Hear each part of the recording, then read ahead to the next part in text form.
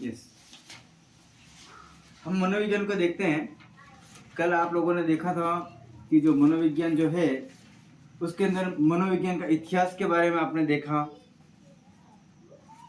किस तरह से 15वीं सदी से लेकर के 19वीं सदी तक हमारा मनोविज्ञान का इतिहास जो था वो बढ़ते हुए गया। और दूसरे क्षेत्र की ओर आपने देखा बाल विकास को लेकर के, कि बाल विकास भी किस तरह से एक बाल विकास न होकर के मनोवैज्ञानिक बाल विकास बना, और उसके बाद ये किस तरह से है ना वह एक संवेग के द्वारा डेवलप होकर के बाहर आया। तो हम बाल विकास के जो बारे में बात हमने कल देखी थी, उससे लेकर के हम आगे और चलते हैं। और आगे चलने से पहले मैं चाहता हूं कि हम उस बाल विकास की श्रेणियां में पहुंचने से पहले हम किसी और बात के ऊपर भी नजर डालें, क्योंकि हम जानते हैं कि गर्भावस्था हो गया, उसके बाद में प्रसव हो गया, 3 महीने हो गए, 5 महीने हो गए, 3 साल हो गए, 6 साल हो गए, 9 साल हो गए और 11 साल हो गए और 13 साल हो गए। इस तरह से ये डिवाइडेशन आगे की ओर बढ़ता हुआ जाता है। लेकिन हम आज मनोविज्ञान के अंदर गर्भावस्था के 3 चरण को देखेंगे और वहां से थोड़ी थोड़ी बातों को अपन पकड़ में लेंगे, ताकि जितने भी वैज्ञानिकों ने हमारे बाल विकास को लेकर के श्रेष्ठावस्था, किशोरावस्था तक की जो बातें बोल रखी हैं, उसमें क्या क्या पोजीशन आती है उस पर हम थोड़ा सा नजर डालते हैं। तो आइए एक बार फिर वीर कोचिंग क्लासेस में आपका स्वागत। और हम देखते हैं 3 चरण गर्भावस्था के। तो यहाँ पर हमारा पहला जो पॉइंट उभर करके सामने आता है वो है बीजावस्था। पहला पार्ट बीजावस्था। जैसे ही महिला जो होती है वह गर्भ को धारण करती है, जो गर्भ धारण करने का जो टाइम पीरियड होता है उस समय की जो प्रक्रिया होती है उसे हम क्या बोलते हैं? बीजावस्था बोलते हैं। मान लीजिए ये हमारा है ना वो गर्भ है, इस गर्भ में है ना वो जैसे ही ये एक्स एंड वाई क्रॉस होकर के गए, तो ये जो पॉइंट यहाँ पर उभर करके जिसके गर्भ में पड़ा हुआ है वो हमारा कहलाता है बीजावस्था। अब इस समय पर किसी भी प्रकार का कोई मूवमेंट नहीं है, किसी भी प्रकार का कोई मूवमेंट नहीं है। लेकिन जैसे ही यह 1 सप्ताह से ऊपर की ओर जाता है, यानी 1 सप्ताह से ऊपर का टाइम होता है, उस समय यह भ्रूणावस्था के अंदर गिना जाता है। क्या गिना जाता है? भ्रूणावस्था।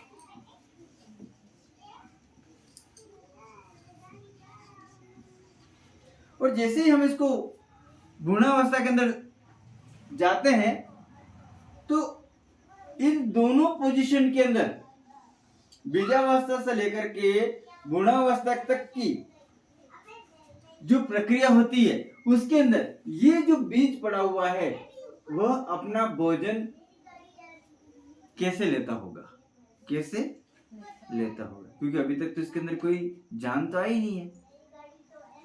तो ये जो भोजन लेने की जो प्रक्रिया होती है हम उसे क्या कहेंगे?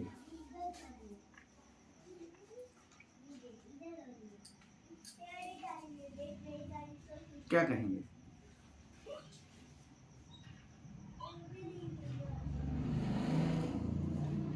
कोई आइडिया? देखिएगा, ये जो भोजन लेने की जो प्रक्रिया होती है और जो भोजन जो लेता है, तो यहाँ पर क्या है, इस गर्भावस्था में लिक्विड भी नहीं है, अभी वर्तमान में लिक्विड भी नहीं है। लेकिन जो छोटा मोटा जो परत बननी शुरू होती है और यहाँ पर जो लिक्विड बनना शुरू होता है, और ये जो लिक्विड होता है उससे हम बोलते हैं योक। क्या बोलते हैं? योक। यानी कि भोजन लेने की प्रक्रिया को क्या बोलेंगे? योक। क्या बोलेंगे?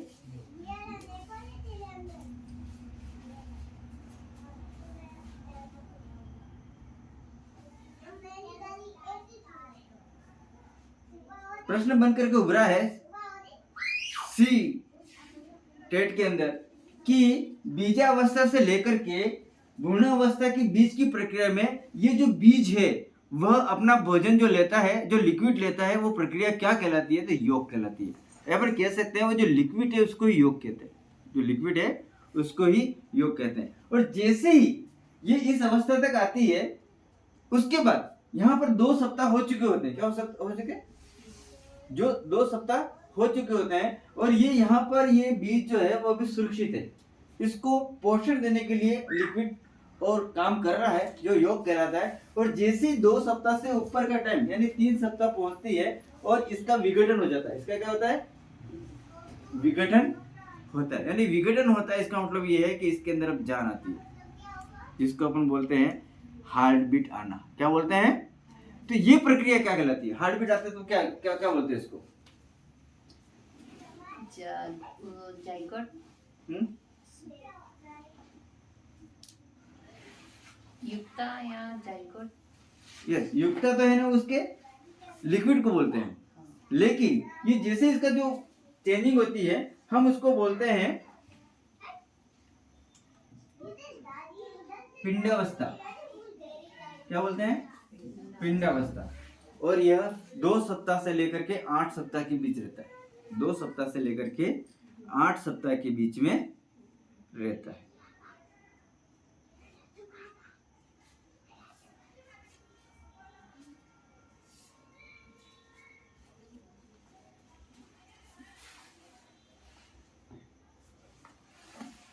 अब देखिए, जैसे ही बीजावस्था से भ्रूणावस्था में प्रवेश कर चुका है, प्रवेश करने के बाद में जैसे ही तीसरा चरण पिंडावस्था आ चुकी होती है, और जैसे ही पिंडावस्था आती है तो ये जो हमारा जो बीज है उसका विघटन होता है। और विघटन होने के बाद में अब यहाँ पर हार्टबीट आ चुकी होती है। क्या हो चुकी है, हार्टबीट। और ये जो हार्टबीट होती है उस समय हमारा ये जो बीज होता है मात्र मटर का दाना तो बहुत बड़ा हो जाता है, सिर्फ गेहूं के दाने के बराबर होता है। कितना, ओनली फॉर गेहूं के दाने के बराबर ये होता है। जैसे ही इसके अंदर विघटन होता है, तो विघटन होने के बाद में अब प्रक्रिया शुरू होती है उस बच्चे के विकास को लेकर के, वृद्धि को लेकर के जब कार्य करना शुरू हो जाता है। तो यहाँ पर जैसे ये टूटता है तो यहाँ पर एक बात निकल के आती है, त्वचा बनना या बाल बनना। त्वचा प्लस बाल। अब बताइए, जो त्वचा और जो बाल बनते हैं उस प्रक्रिया को हम क्या कहते हैं, क्या बोलते हैं। बच्चे के अंदर भ्रूण का विघटन हुआ, अब उसके ऊपर स्किन आनी शुरू होती है और बाल आने शुरू होते हैं, वैसे हम क्या बोलते हैं, उस प्रक्रिया को हम क्या बोलते हैं इंग्लिश में, पढ़ा है? इसको हम एक्टोडर्मा बोलते हैं।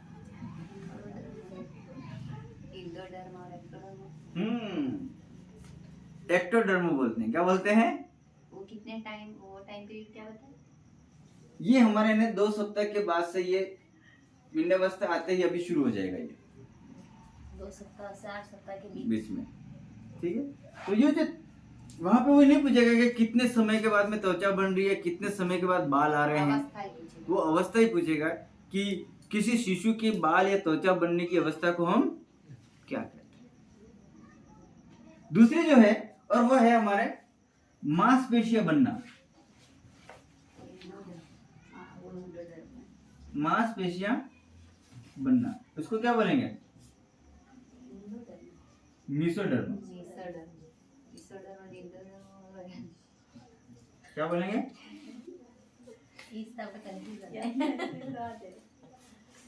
और मस्तिष्क।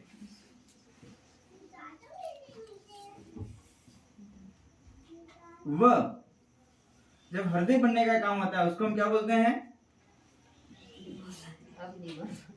एंडोडर्म।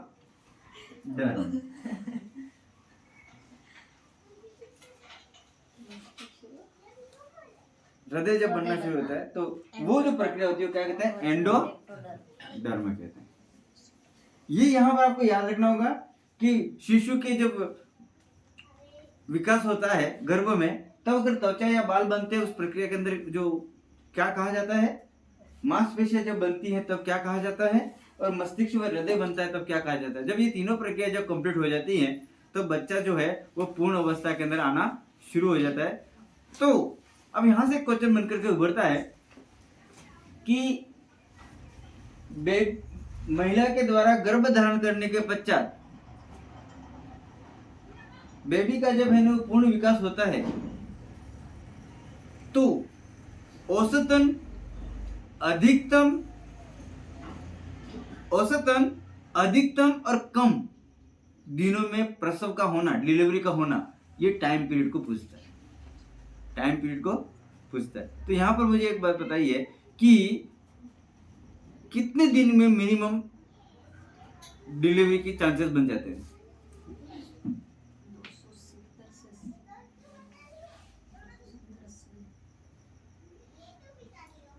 270 कम से कम कम 210। कम से कम जो होता है, मैं आपको फिर बताना चाहूंगा, कम से कम जो होता है वो 180 दिन के अंदर डिलीवरी हो जाती है।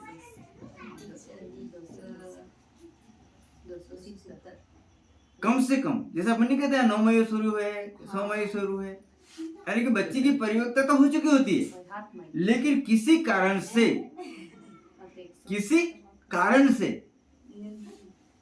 कोई ऐसी स्थिति बन जाती है तो जन्म बच्चे का हो जाता है। तो यहाँ पर बोला था मैंने कि सबसे कम समय में प्रसव का होना, तो सबसे कम समय है वो 180 दिन के अंदर। और 180 दिन के पहले अगर कोई फॉल्ट होता है तो वो हमारा मिसकैरेज में जाता है। 180 दिन के पहले अगर कोई बात होती है तो वहां पर बच्चे का पूरा विकास नहीं है, लेकिन 180 दिन के अंदर वो बच्चे का विकास हो जाता है। सिर्फ फर्क इतना पड़ता है कि 180 दिन के अंदर जो बच्चे की अगर डिलीवरी हो जाती है उसके बाल नहीं होते, बाल की प्रक्रिया रुकी रहती है, बाकी त्वचा बन जाती है, हाथ बन जाते हैं, पाँव बन जाते हैं, हार्ट बन जाता है, सब कुछ परफेक्ट हो जाता है। अब यहाँ पर मेरा दूसरा क्वेश्चन है कि डिलीवरी का जो सेकंड टाइम है वह कौन सा है, कितने दिन बाद का है?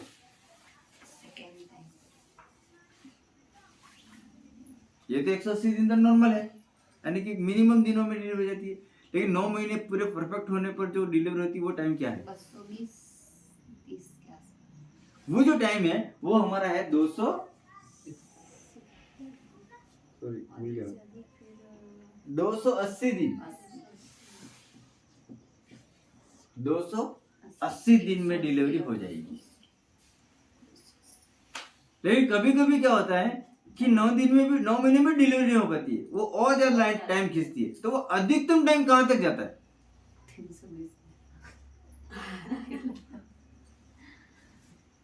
330 दिन। कितने दिन? 330 दिन। मिनिमम डे 180 दिन, कंप्लीटली यानी कि 280 दिन, और 270 और 280 दिन के अंदर डिलीवरी होने का एक टाइम पीरियड होता है। और ये 270 कट गया, 280 कट गया, तो इसका मतलब ये 330 320 तक जाएगा, लेकिन लास्ट में 330 दिन पे डिलीवरी होनी है। और उसके पीछे का रीजन ये होगा कि कहीं ना कहीं बच्चे के विकास और ग्रोथ या वजन पर कार्य कर रहा हो, बच्चे के वजन पर कार्य हो रहा होगा। तो हमारे आरबीसी ने इस समय को लेकर के भी क्वेश्चंस बनाए। उसके बाद हमारा क्वेश्चन ये बनता है कि जब नॉर्मल डिलीवरी हो जाती है तो बच्चे का वजन कितना होता है?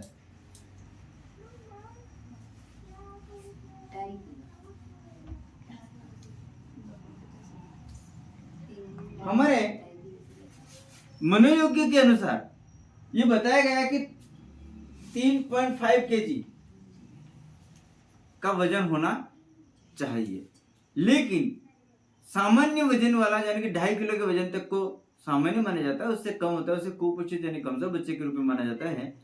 लेकिन यहाँ से हमारा क्वेश्चन बना है क्योंकि हम 3.5 तो अच्छी तरह से जानते हैं, लेकिन यहाँ पर हमारा क्वेश्चन 2018 में और 2016 में बना था पौंड को लेकर के। पौंड वो मस्तिष्क का नहीं, वजन का पौंड। हाँ 7.5 पॉइंट होता है। अब यहाँ से ये क्वेश्चन भी उभरा था, क्वेश्चन और उभरा था कि बच्चे का जन्म होने के बाद 7 दिन के बीच में कितना वजन कम होता है? डिलीवरी होने के बाद तो बच्चे का वजन बढ़ता नहीं है, कम होता है, और कम होने के बाद फिर वापस ग्रोथ करता है। तो यहाँ पर फिक्स से वो बता रखा है कि कितना ग्राम या कितने किलो वजन कम होता है।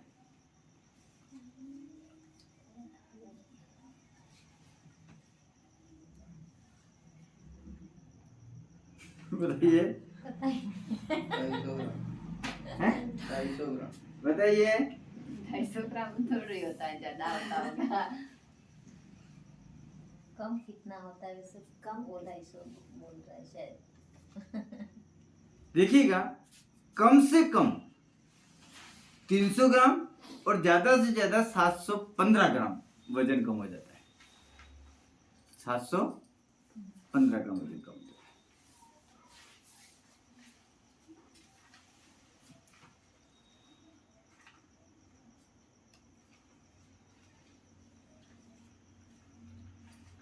और इसमें बच्चे का जो मस्तिष्क होता है उसका वजन कितना होता है?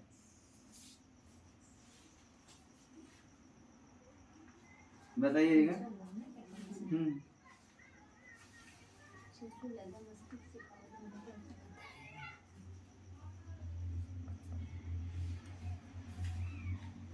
मस्तिष्क का वजन कितना होता है? हाईएस्ट 350 ग्राम, मिनिमम 270 ग्राम। अब यहाँ पर एक क्वेश्चन फिर उभर करके सामने आता है, और वो ये है कि जब बच्चे का जब जन्म होता है तो उसकी लंबाई जो होती है वो कितनी होती है, हाईएस्ट और मिनिमम?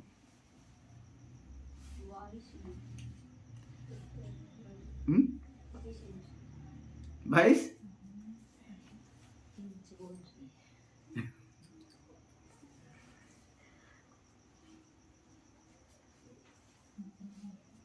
बत्तीस 32.5 सेंटीमीटर इसकी लंबाई होती है।